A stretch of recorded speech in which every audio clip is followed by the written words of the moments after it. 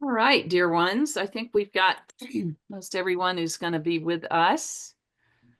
So I'm going to open with a prayer that we've been offering that I wrote for this discernment season and time. So the Lord be with you. Also, Let us pray. God of all hopefulness, God of all joy, you call us to a new season. Deepen our faith, strengthen our resolve, sharpen our vision, that we might respond to your love with courage and generosity, and thereby build beloved community in this, the church of our ancestors, for the sake of all who need you now and those who will long for you in years to come. Amen. Thank you so much for taking time out of your evening to have this conversation. I really am grateful. And I'm so grateful for the ministries you're carrying out in all the places where you live and move and have your being. You are a gift to all of us.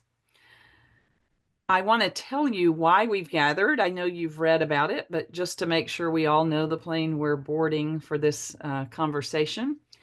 And then I want to share a little bit about, give you a little bit of context. So I'll be a little bit of a talking head for a while and then open up to conversation.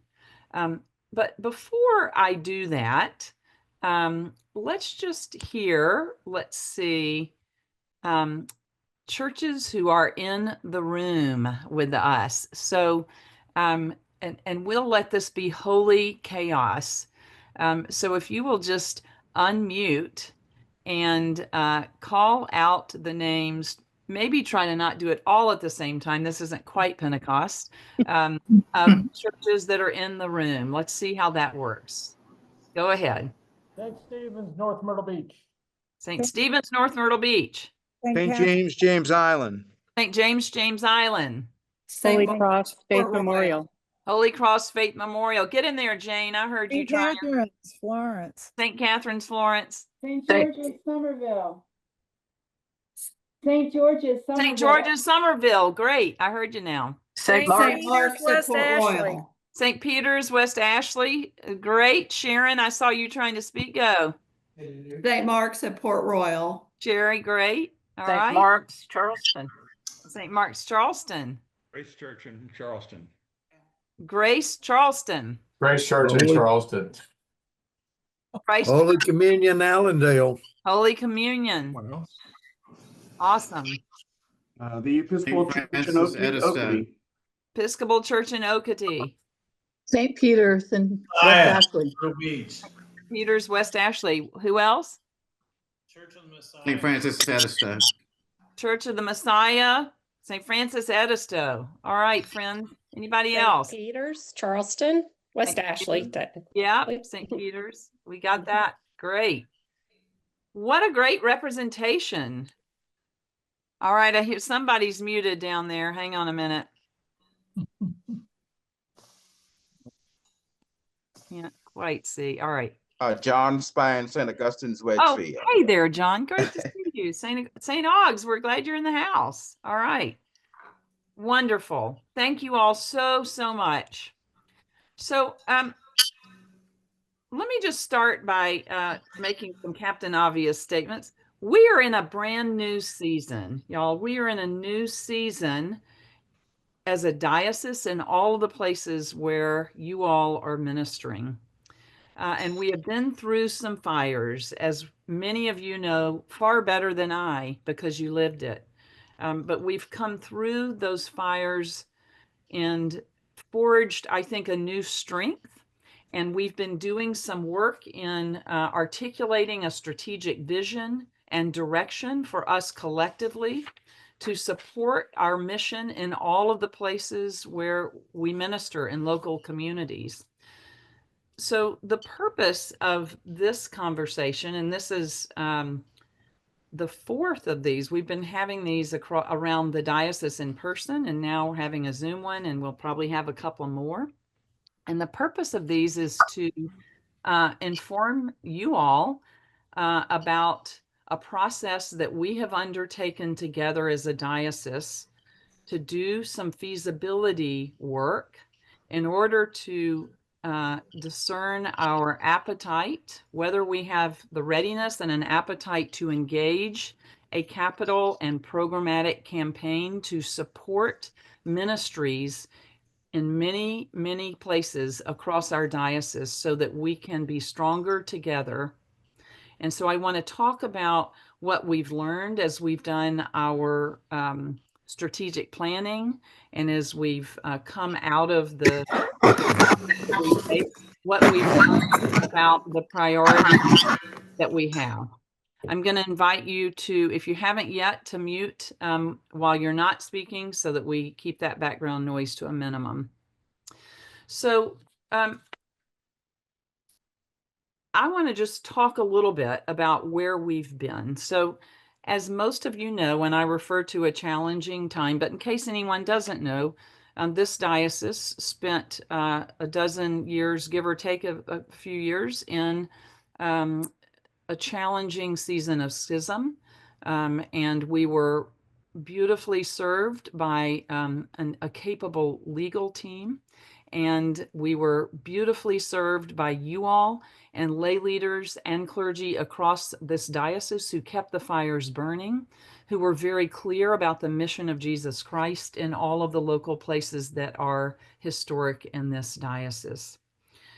Because of that faithful work of all of you, and I also really have to say a debt of gratitude goes to our legal team of that season, led by the late Chancellor Tisdale, to get us through that hardship. Because of that, we were able to complete the work of addressing all remaining issues through a process that I was able to engage with the Bishop of the Acna Diocese and our Chancellor Scapuzzi and their Chancellor to resolve the remaining issues. And that was about an 18-month process of self-guided mediation. And I'm happy to say, as most of you know, that in first quarter of 2024, the final agreements were signed, sealed, and delivered. That is something for us to give thanks about, because it is allowing us now to focus on our mission. As someone said in the work we recently did to take a look at how we're doing together, we did an evaluation of the first 3 years of my tenure here. Someone said, we're a brand new historic diocese. I think that's such a great phrase, because we are at once both historic and we function like a startup. And so we've had to be creative and entrepreneurial. We really are having to think about how to redevelop and recapitalize a diocese to make sure that in all the local places where we minister, we have the resources that we need. So in order to do that, we developed what I've referred to as the second budget.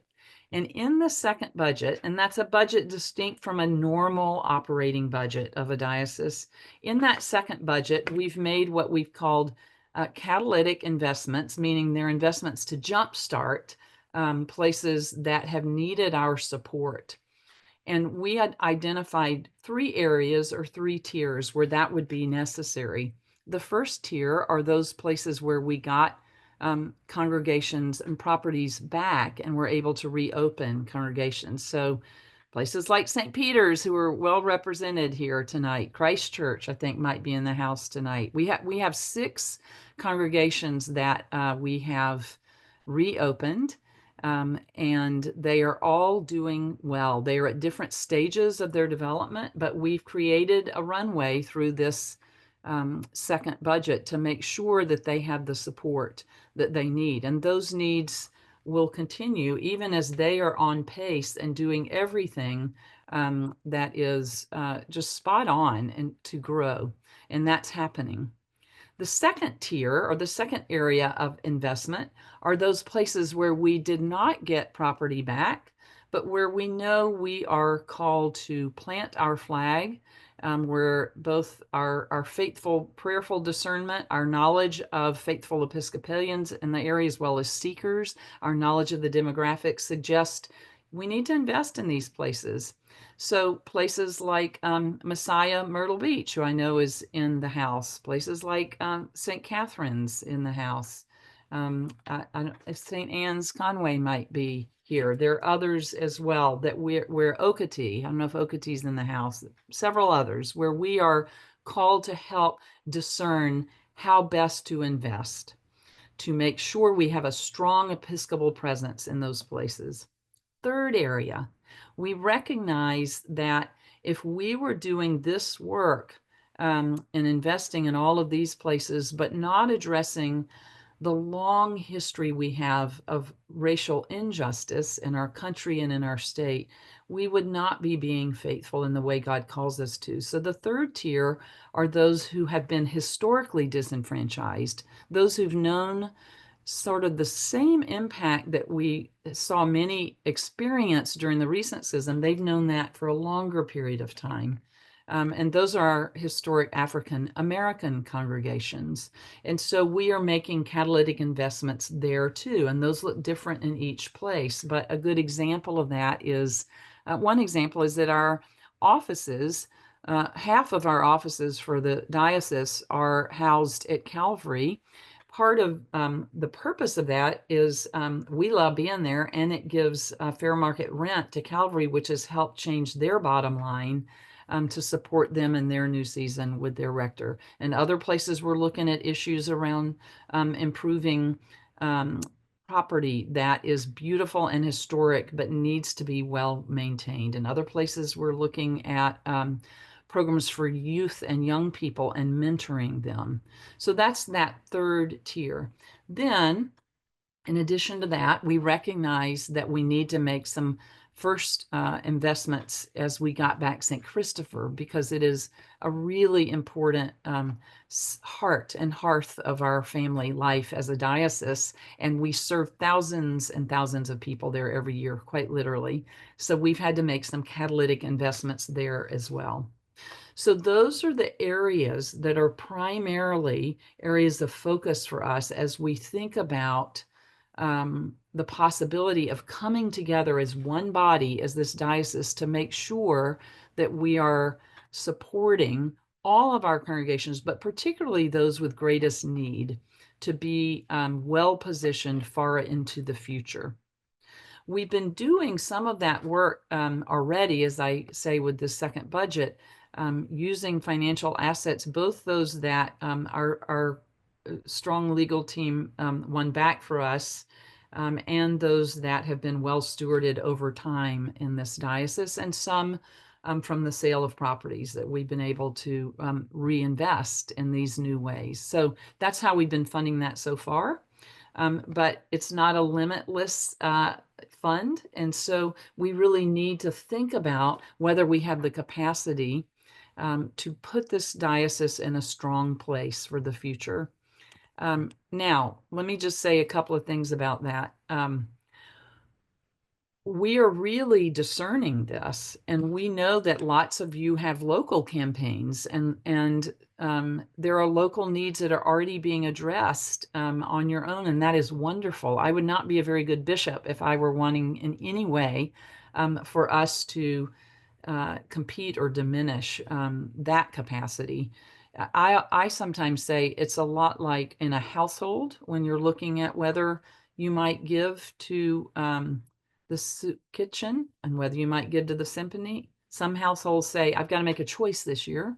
Other households say, I actually have capacity to do both. If that's the case, great. But always local communities and local community stewardship and capital campaigns should be your first priority. And then we look at, well, what else might we be able to do by coming together? When I came to the diocese, even before I was elected as bishop, I heard three things that were priorities from you all when we were discerning together. You wanted healing. You wanted to move into a new season beyond the pain of the division. You wanted rebuilding and some real, an appetite for let's take some risks. Let's plant our flag in some new ways. And you wanted to be anchored in justice and for everything to be set on a foundation of justice, which made sense to me because that is a large part of why the courageous people on this call and beyond took the steps you did to say, hey, we are going to take a stand for what we know is right. It was because of your heart for justice. So it's no wonder that that's in the DNA of this diocese. I want to say one other thing, and then I'm going to take a pause. You've been listening for a while, and I want to hear your questions. But I lied. I'm going to say two other things. The two things both relate to the Episcopal Church writ large. Episcopal Church has been a wonderful partner to this diocese for years and years. All during the legal battles, we were met at every turn by the presiding bishop's office and chancellor and legal team. And now, two things have happened that I'm really excited to share with you. You've heard about one of them. One of them is this. When during that time, we took a loan from the Episcopal Church to help us get through that season. And when we had Presiding Bishop Rowe here last year, we made him get up really early to have breakfast with some of us. And we said, we would like to ask you to take to Executive Council a request from us for forgiveness of that loan, a $2.7 million loan. He was immediately favorable toward this, but had to move through a really big process. And so it moved through that process. And I was able to be there along with some of our other leaders via Zoom and present the case that we had and the request that we had. And our amazing staff and finance team put together all the documentation that they requested. They asked some good and hard questions, and at the end, they unanimously voted to support that debt forgiveness. So that debt is off our books, which is already just a tremendous gift to us. The second thing I want to say is tell you a little story that I was in a meeting with the House of Bishops with the new presiding bishop, a small group of us, and he was just thinking out loud that he might want to re-up an old process used decades ago by presiding Bishop Allen. Some of you might remember presiding Bishop Allen. That kind of dates some of us. Anyway, presiding Bishop Allen had this process. Here's what it is. The presiding bishop's office partners with a diocese to conduct a capital campaign and funds all of the front end of that work and amplifies the visibility and lends resources from the presiding bishop's office. And then in return, the diocese gives a thank offering of a percentage, probably around 15%, back to the presiding bishop's office, which they in turn use to help seed similar work in other dioceses. When I heard this, without thinking, sometimes my mouth goes ahead of my brain, I just raised my hand and said, we want to be first. And my peers kind of looked at me, and the presiding bishop kind of smiled. He came up to me afterwards and he said, are you serious? I said, I'm dead serious. So he went away and thought about it and talked to his staff. And one of his staff members called and said, the presiding bishop would like South Carolina to be first. We think there's a story there to tell. So we are very excited about that, and they are funding the first phase of our feasibility work. We're working with a great firm, the Vandersall firm, who've worked with Episcopal churches and dioceses across the church. And we have a wonderful team, some of whom are here tonight. And we are in this first phase, which is the beginning. It's just right now, all we're doing is feasibility and discovery. And after I take a breath and let you respond to what I've said so far, I'll talk a little bit more in detail about what that process looks like, and then I can answer any questions. But whether or not we determine we have appetite for a capital campaign, we're blessed to have the presiding bishop's office walking alongside us in this process. Y'all, we need to hear some other voices. So I'm going to take a breath and see what questions or responses you have. to what you've heard so far, and then I'll offer a little more detail about the process. But thoughts, comments, questions, and if you all hadn't met her, Canon Ann Fleming is new to our team. Canon's, in my view, Ann, you're up there in the center, top center. Anyway, just wanted to give a shout out to Ann and let y'all welcome her. And Molly Hamilton, our Director of Communications, is, I think, helping me to staff these questions. Is that right, Molly? To see, you can see folks and get them unmuted and. Sure, I'm happy to help with that. Great. All right. So let's go. Who's got questions or thoughts from these first part of my presentation?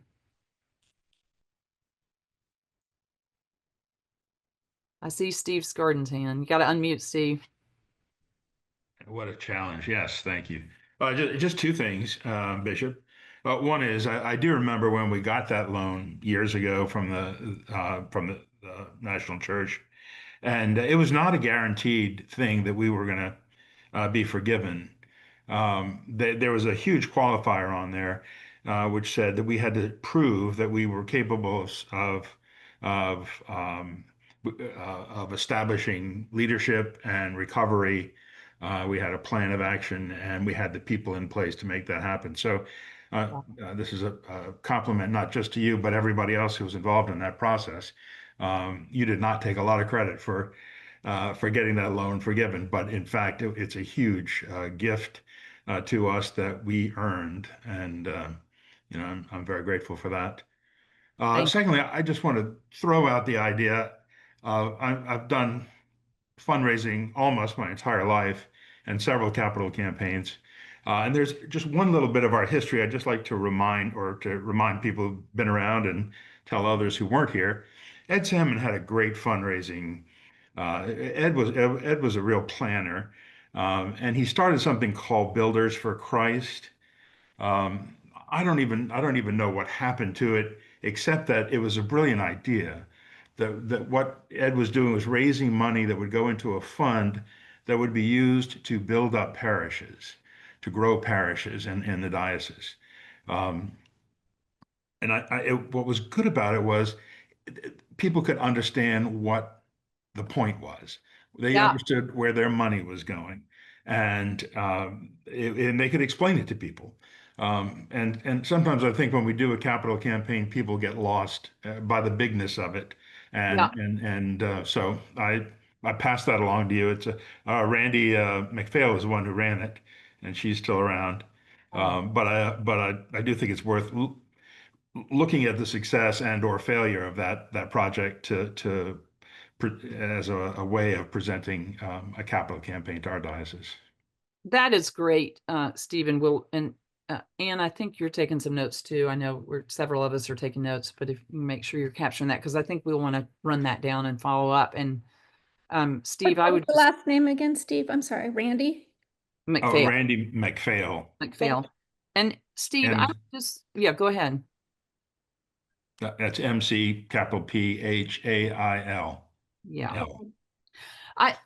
Two things. One is, to your point, I mean, what's kind of exciting to me about this is we're really at the beginning of some serious church planting. And it's, it looks different maybe than it does in other contexts, because some of it is about, taking places where we didn't get property back, like we said, and taking a piece of land like we've now done in Myrtle Beach, and, starting there, which it's not a church plant in a conventional sense of like, we're starting fresh. What we have the gift of, which is really one of the strongest way to plant churches, is we have all of these holy communities, the holy seed for the plant, such as, all across the diocese. I mean, Okatee and Myrtle Beach and Florence, where we have strong and mighty places that, have a vision for bigger growth. And so a lot of what this is about really is about church planting. I mean, you'll hear more, and I'll say more in a few minutes about the case for support and what that's going to look like, because that's a key next phase. I don't need to say it to you, Steve, but just the whole group, to present the case for support, and we'll have a process for that. But the other thing I hear in what you said is that instead of, just kind of one grand campaign, that we do need to get back in the habit together of regular development work.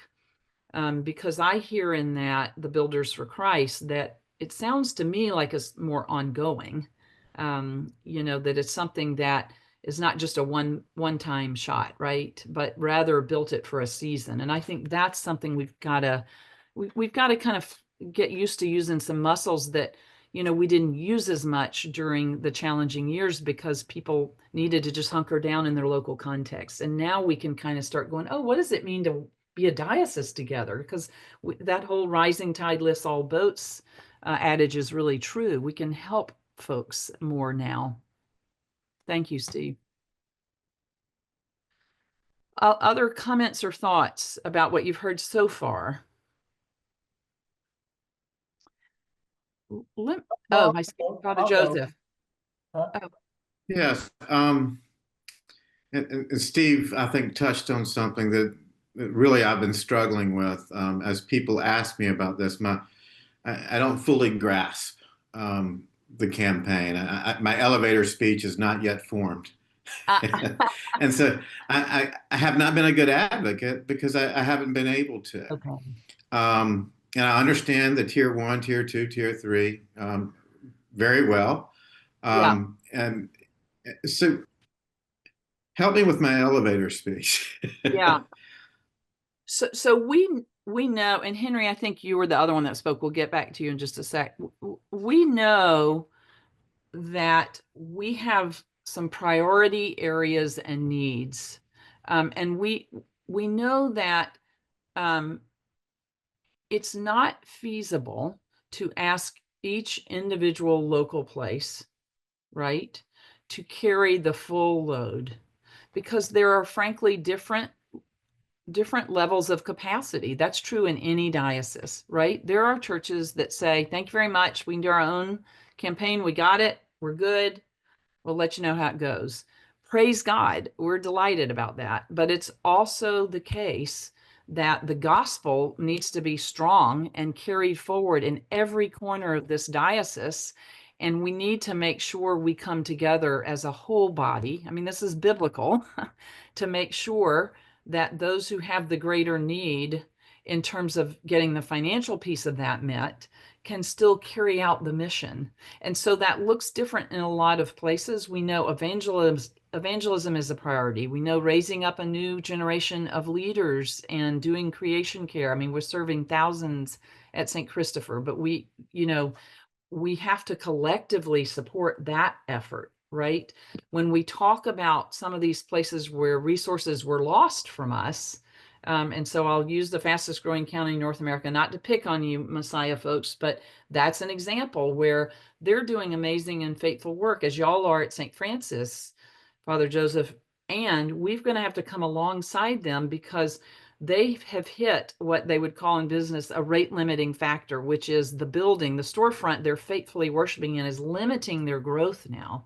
And so that's an example of a place where we've got to make a more significant investment than we're able to do with our current resources if we're going to help them grow. They're partners, they're bringing resources to the table too, but we've got to help with that. So those are, some of the examples that come readily to mind, and there are a host of others. What we're doing right now with this really amazing team at Vandersall is that we are organizing the priority areas for the case statement around themes, Joseph, so that your elevator speech is going to be helped a lot by the case statement. So we're at the very beginning of this. This is really, these meetings are just me giving the announcement like, hey, listen, not we're about to do a campaign. We don't know yet if we're going to do a campaign, right? So maybe I should speak a little to the process here. What's going to happen next is you all are getting the word, and the clergy in this call and beyond have already been giving us names of folks that they think, we should talk to. Vandersall Collective, our great firm is going to sit down in confidential conversations with about 10 to 15% of the folks that are regular givers and have conversations to say, what do you think needs to happen? And in those conversations, they will have the case statement. They will have the elevator speech. My elevator speech is really, we are a brand new historic diocese in a new season, seeking to be Jesus' presence in an historic Episcopal way that is desperately needed in this state. And we need the resources to do that faithfully. So there's probably a much better elevator speech to be articulated soon with the case presentation that'll have a bit more detail, but that's the short and skinny of it. They're going to sit down in individual interviews and gauge appetite, but also get people's feedback and hear people's concerns and people's interest in this. They're also going to send out to a wider swath of folks a confidential survey. None of this comes back to me, to any of our leadership bodies. This is just a conversation between the principals of our firm that we've engaged and those stakeholders who will participate. They will then use that information and analyze it and come back to us and say, either we think you're ready to do a campaign and here's the range we would suggest, or we think you're not ready. We think you've got some other work to do first. If they say that, I'm going to say, thank you for letting us know, and we will not proceed yet. I mean, I'm going to want to say, what's the work that we're going to do and engage that work then. So in terms of a case statement, which is really, Joseph, what I hear you asking for, it's coming very soon. We're developing materials that you will all be able to use to talk with friends and to digest yourself, to say, is this something that my household would be interested in supporting in addition to the commitment I already have to my local community? And if so, how might I do that?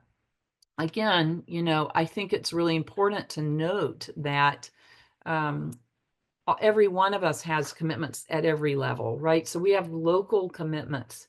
You have all sorts of commitments in charitable giving. We understand that. And, I think it's just a matter of saying, okay, you have to put food on your own table first in your own local church. And then if that's all there is, that's all there is, praise God. If that's not all there is and there's more left over, then, I would say, take a look at this and say, can you see yourself as an individual or as a parish, as a church family, committing to helping build this diocese across the diocese? That's the other part of the elevator speech, is we are stronger together. And I think we're coming back into an understanding of how to be one body together. That's a long answer, Joseph. Does that help a bit? Do you have any follow up? Yeah, it helps a bit. I look at the tier 1, tier 2, tier 3 things, and I've often wondered about the churches that don't fall in those tiers. I Right. mean, but still are deeply affected by the schism in numbers and money. So that's why we're organizing this by themes, and we also will have a portion of whatever is raised if we do a capital campaign will be reserved to be able to be used in other areas of the diocese. So it's not only those first 3 tiers plus St. Christopher. It's also anywhere that we, determine that need aligns and we're able to support particular places. It's just really to strengthen our capacity to do what we already do. And I think I've heard it's property, buildings, but it's also ministries, right? Absolutely, ministries. New programs and initiatives are definitely a part of this. So the 3 Churches United doing the racial justice work on the peninsula is looking, and some of you are here tonight, I think, looking at a way to come together to form a new generation of leaders and to support college students and young adults in that ministry. That's still in its formative phases, but supporting an initiative like that's a great example of how we might be able to use this. Also, at St. Christopher, we have over 7,000 students who come through the Barrier Islands program, strengthening the programmatic aspect of St. Christopher is definitely part of this. There are a couple of hands. So Molly, if you will help me, because I'm not monitoring who's next. I and then believe is from Okatee. He's had his hand raised, and then you had said you thought you saw Henry might have. Okay, great. Frank, go ahead. Oh, Frank, hey, Hi. I see you. Yes, your speech just sounds very good from the little storefront outgrowing it.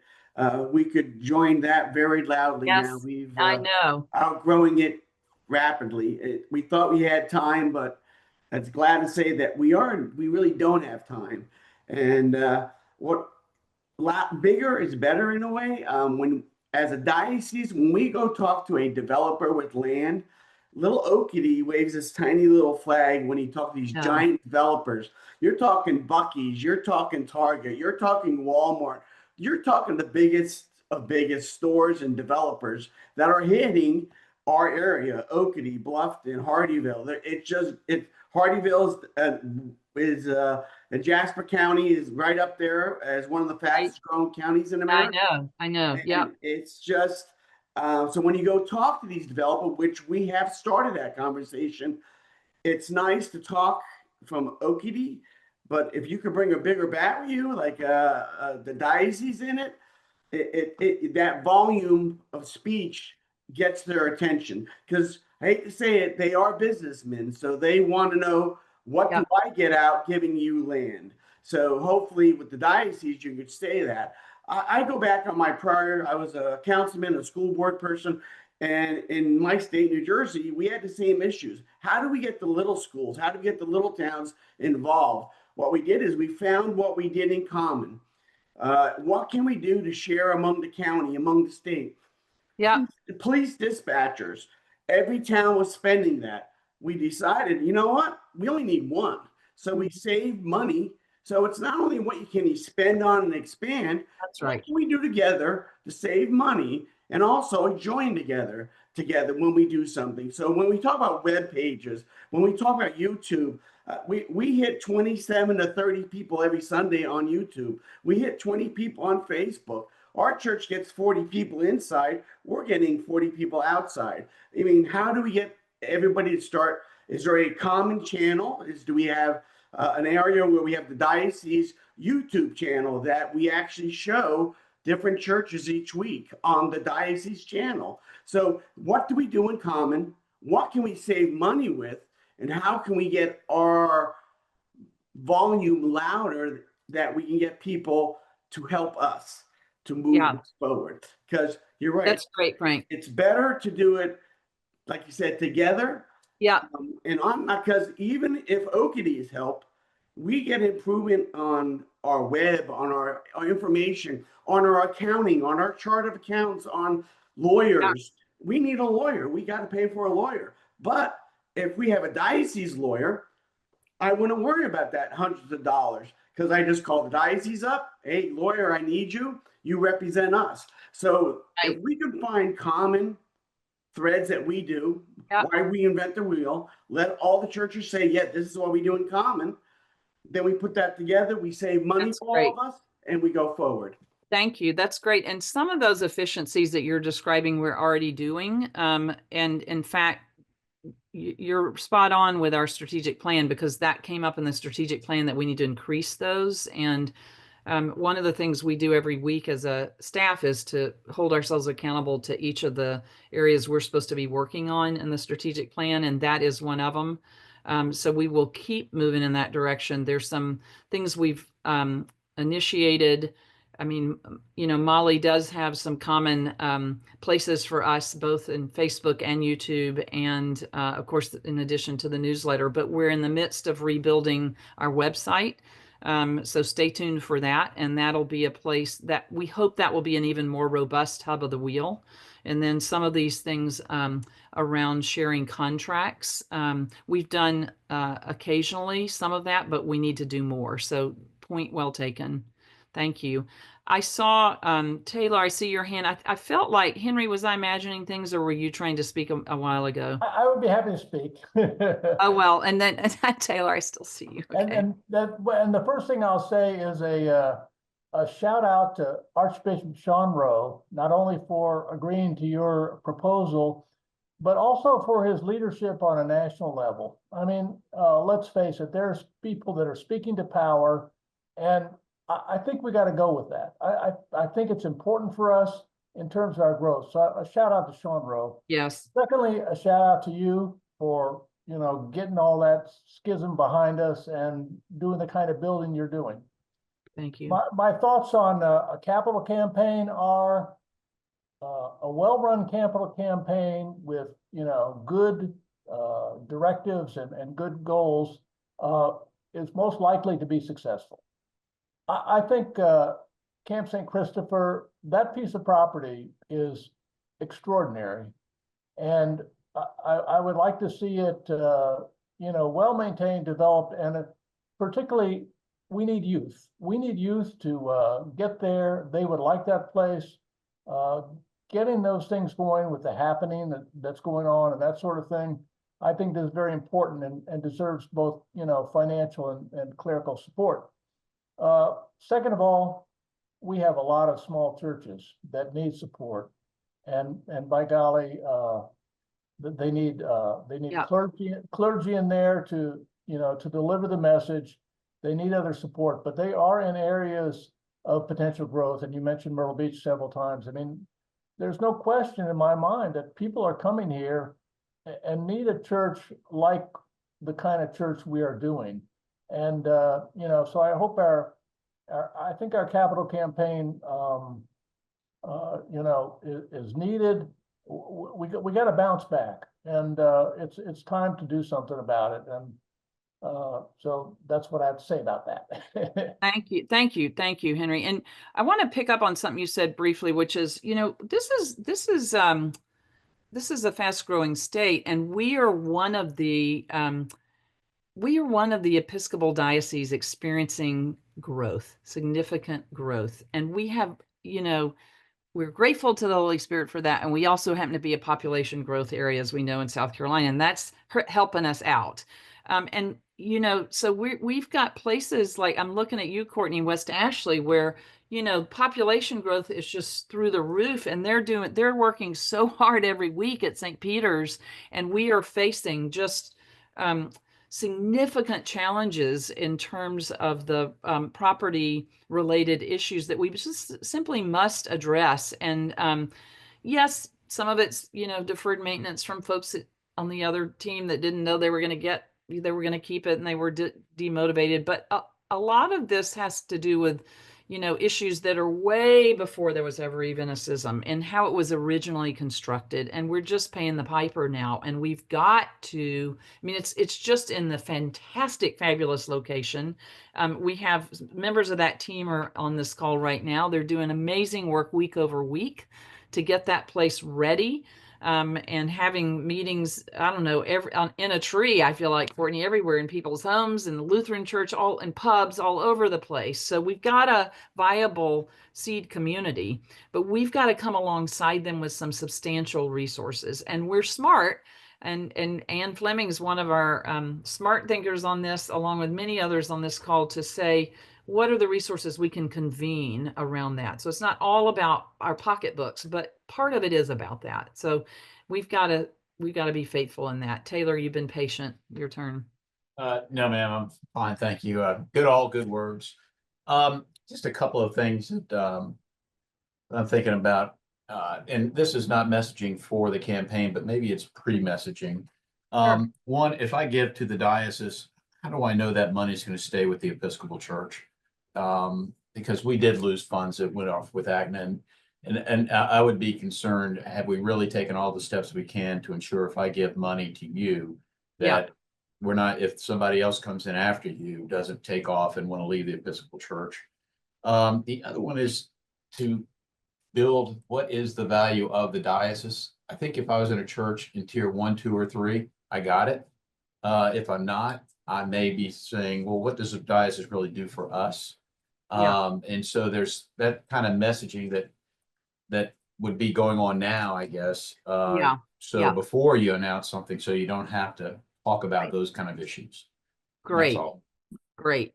Well, not to toss this back, Taylor, but the answer about a bishop specifically beyond this bishop and the diocesan level really falls back to you all, because when that day comes, and God willing, I'm not heading anywhere anytime soon, but when that day comes, you want to be very clear and faithful in your discernment about your bishop. But as we know, and this diocese, I think, ultimately prevailed on this, no one individuals can leave this church, but no one can take a diocese out.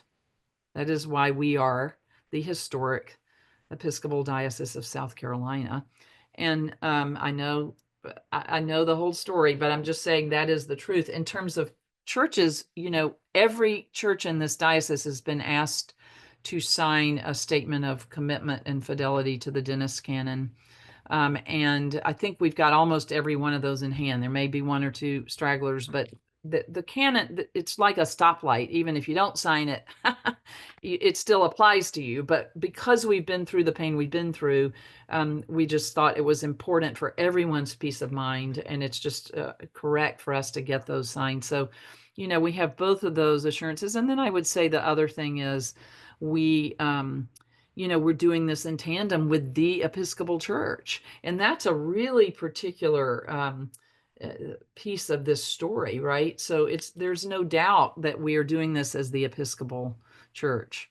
In terms of the value add of diocese, I think it's kind of interesting that when we go through distress of any sort, it's normal to get into our silos. It's adaptive, actually, to hunker down in a local place. And someone said to me the other day, oh yeah, before we had your discernment for the bishop position, people said, why do we even need a bishop? Why? Well, I would just say that, many of the ministries that are happening around this diocese wouldn't be happening, certainly not in the same way, if this diocese had abandoned the Episcopal Church. We are a church that has a collective beyond the local level, which makes us so strong. And when Steve talked about the strength of our prophetic voice and witness now, I hope and seek to be doing that myself faithfully here. And I can tell you, we have a presiding bishop who's doing it every day. And those are some of the things that are so important about being Episcopalians, but it simply is who we are in our identity. That's my first answer always to that. But then also, our whole job in the office of the bishop is to serve you, to support your ministry, to expand your capacity, not just in some places, but in every place. And part of our ability to do that is to be strong financially, so that in any church from our smallest to our biggest that comes and says, we have a need and we need your support, I want to be able to say a resounding yes to that. How can we help? And I want us to be able to help. That's our job. No one wakes up, Bishop Rose says this, no one wakes up on a Sunday morning and says, oh, I'm getting up and having my coffee. I can't wait to go to the diocese. Nobody says that. They say, I can't wait to go to St. Augustine. I can't wait to go to St. George's. I can't wait to go to St. Catherine's, So our job at a diocesan level is to make sure you're strong. That's the whole point. And so in all sorts of ways, we're already doing that, through grants, through deployment, through ordination, through things that you can't do as well at a local level. But we can do it even better with more resources.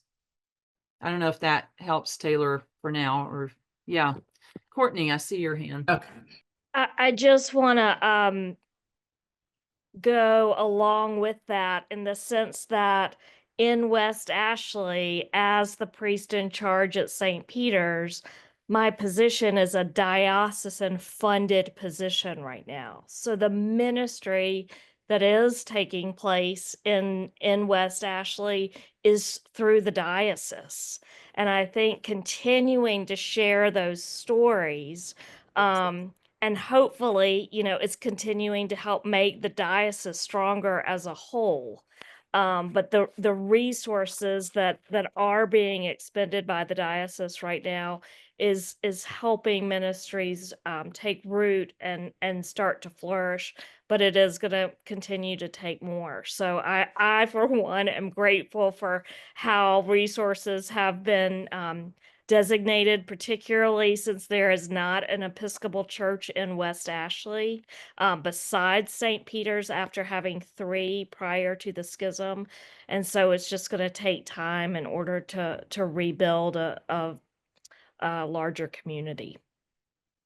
A great point of the, what a diocese is supposed to be doing too. Thank you for that, Reverend Courtney, because, when you think about these churches that came back, imagine if we just said, good luck, let us know how it goes. I mean, we wouldn't have the strength of these places coming back in full force. And let me tell you, every one of them is doing well. There's not an exception.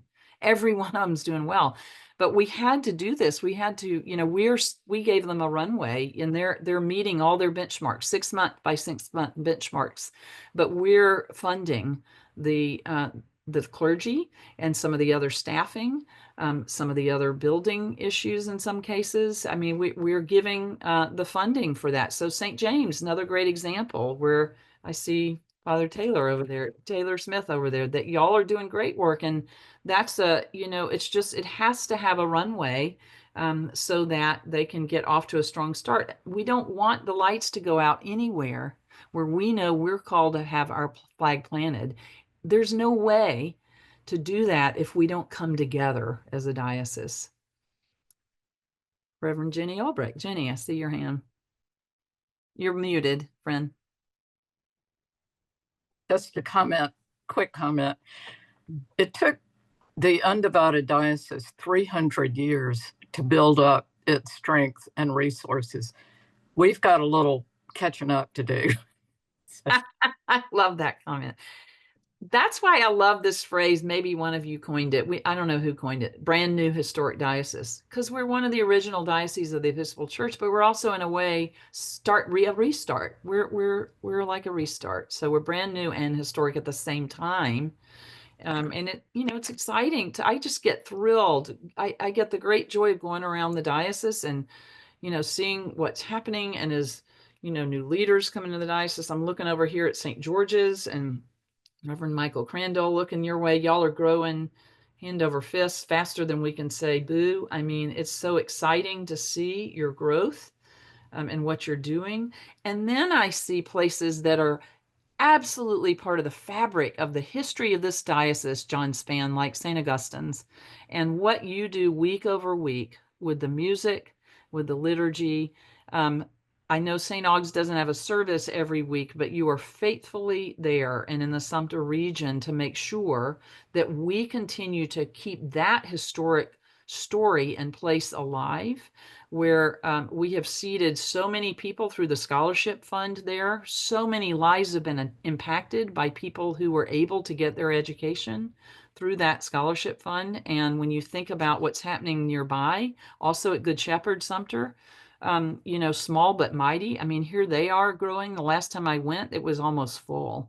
So we are experiencing growth even in places where you wouldn't necessarily immediately expect it, and even in places that are not places of high population growth, we have a faithful and a strong witness.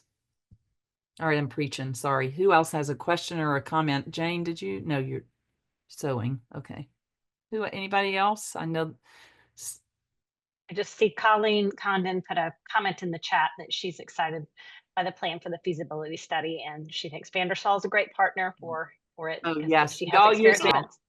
Yeah, Vandersall had a great successful run with St. Stephen's. So that was part of our intel. And also the presiding bishop's office was excited to work with them. They work from a very theologically rooted place, a very spiritual grounded place. So we're excited about that. Steve Scarden, it looked like you may have had another comment or question. I did have another comment, if I don't mean to dominate it. One thing that every nonprofit in America is doing right now is rethinking who they are and what it looks like to be them. And one challenge for institutions like churches is that we've forgotten how to think entrepreneurially about our identity. Yeah. I just retired, as you know, from a nonprofit last year. Wow. And we created our own health insurance agency and generated over $1 million a year Wow. to fund the work of our organization. Parishes have a lot of assets. I don't want to say huge assets that they don't realize. It's like, Yeah. oh yeah, somebody donated this property, but we've never used it because it's not near our building. Well, what can you do with it? Um, Renting out space in parish houses during the week when nobody's in there. Those are assets that we have that we can use to generate funding. And I think with a capital campaign, one avenue or of activity would be we'll match, the diocese will provide matching funds for entrepreneurial Yes. investments that are made Yes. by the parishes. So I think we have a great opportunity with this capital campaign to rethink for every parish to rethink itself, think about it in terms of a broader activity and mandates, but also think about where other sources of revenue might be so that we don't have to constantly worry about going to our parishioners and saying we need more money to take care of the roof and things like that. You were singing my song. Yeah, we recently convened a group, some of whom are on this call now, to talk about alternative revenue streams and recasting some assets in places where maybe we're land rich and cash poor, or where we need to fund a community or a building project, and we could take a small portion of land and do something creative with it. We have some great partners in the wider church. We brought in one of those partners recently, Lang Lowry, who's done some early kind of discernment with a small group of us about how we might do that, because he presented recently projects to the House of Bishops about several dioceses where he's been able to do the kind of thing you're describing, Steve, and there are other partners doing that as well. That's something, and I'm looking at Anne and I have done some of that work through the Episcopal Church Building Fund, and I think we're starting to talk about that in individual places. Land swap is another thing we're thinking about, but particularly if we can look at where we have a large portion of land, is there some small part of that that can really help a local community fund something that they're thrilled to want to fund? So those are in really early nascent stages, but those conversations are already happening in the diocese. What I hadn't thought about is a matching fund for entrepreneurial endeavors. That's a great idea. And we'll take that back to the feasibility study team, because I think that's great. That could get people excited. What else? Jane Hart-Lewis. See you, friend. Hi. As you've been talking, I am not a money person. Yeah. But I'm feeling person. And this reminded me of a prayer that's in the Mishkan, the Jewish, that I'd like to share if you think it's appropriate. Welcome, please. Come on. Standing on the parted shores of history, we still believe what we were taught before we ever stood at Sinai, that wherever we are, it's eternally Egypt, that there is a better place, a promised land, that the winding way to that promise passes through the wilderness, that there is no way to get from here to there except by joining hands, marching together. Wow. Thank you. Thank you. That's what we're talking about. That's beautiful. Thank you. Friends, I know that dinner awaits for some of you, and there are other things you have to do with your evening, but I don't want to cut us off prematurely. Is there anyone who hasn't spoken or who has something else that you want to raise, or something concerning you about what you're hearing or not hearing? Feedback for me, for any of us, please, the floor is open. So I want to give one more pass before we draw to a close. Thank you for your hard work that you do for us. Thank you. It's my joy. Thank you.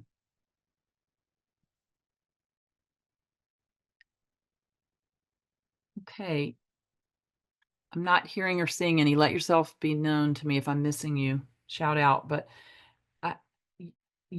some of you will be invited to participate in these interviews and or surveys, certainly if you'd like to do so, let us know. All are welcome.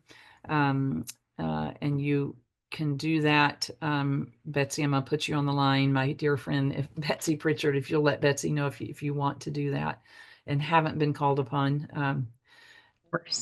That's the next phase of this, is that those confidential conversations will be happening. The case study is being prepared. There are some gifted folk on the Vandersall team working on that. And then the leadership bodies will hear the analysis that Vandersall firm, as well as the presiding bishop's office, will hear the report that Vandersall will provide to let us know where they think we are. And it's all data, folks. So if we learn, hey, you're not ready to do this, then great. We'll take a note from that and we'll do the work we need to do. If we are ready, then we'll move forward with a silent phase. We'll report out on this either way at convention in November. If we are ready, the silent phase will begin soon thereafter, with the public phase of a campaign beginning around second quarter of 2026. If you have any questions or any concerns or any, oh, I should have said that, or wait a minute, please just let us know. If you get it first to Betsy, she can get it quickly to us, and we will get it to the team, team that's on the feasibility study group, as well as the Vandersall team.